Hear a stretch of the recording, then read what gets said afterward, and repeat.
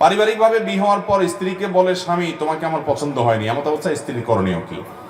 অনেক স্বামী অনেক স্ত্রীর মধ্যে এই রোগ আছে যে বিয়ের পর বলে দেখো তোমাকে আসলে আমার পছন্দ হয় নাই, মা বাবার পছন্দে বিয়ে করছি, আমার আসলে ভালো লাগে নাই, তারপরেও করছি আমি। এরকম অনেক অমানুষ ছোট লোক স্বামী ছোট লোক স্ত্রী আছে না নাই? বিয়ের পরে আপনি এই কথা বলার রাইট আপনাকে ইসলাম দেয় নাই। এটা আপনি বলা মানে একটা লোককে অপমান করা, অসম্মান করা, তুচ্ছতাচ্ছিল্য করা। আল্লাহ বলেছেন ওয়াশিরুহুন্না বিল মারুফ, তোমরা তোমাদের বউদের সাথে স্ত্রীদের সাথে সুন্দরভাবে জীবন যাপন করবে। এটা সুন্দরভাবে জীবন যাপন হতে পারে না যে আপনি তাকে বললেন তোমাকে আমার পছন্দ হয় না তারপর আমি বিয়ে করছি। আপনাকে বিয়ে করতে বলছে কে? আপনার যদি অপছন্দ হয় আপনি তখনই বাধা দেওয়া দরকার ছিল। আপনি তখন বিয়ে করে এখন বলতেছেন আমার তোমাকে পছন্দ হয় নাই।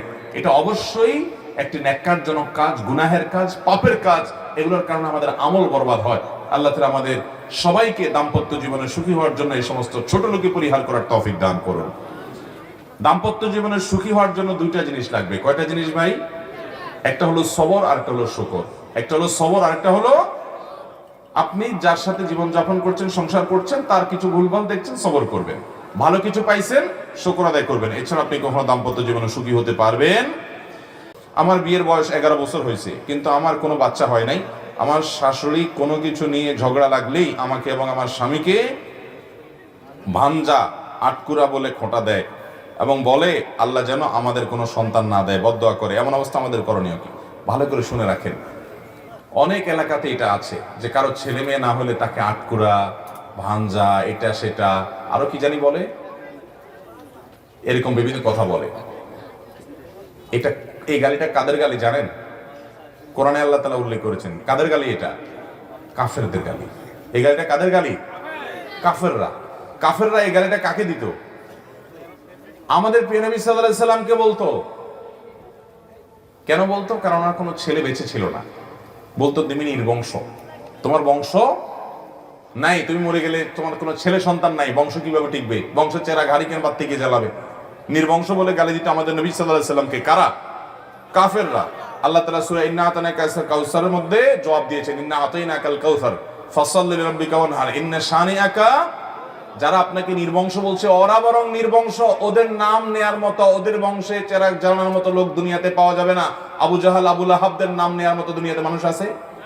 ওদের 14 গোষ্ঠীদের যদি গালিগালাজ করে সারা দুনিয়ার মানুষ, একটা মানুষের চোখের পানি ফেলানোর মতো আছে?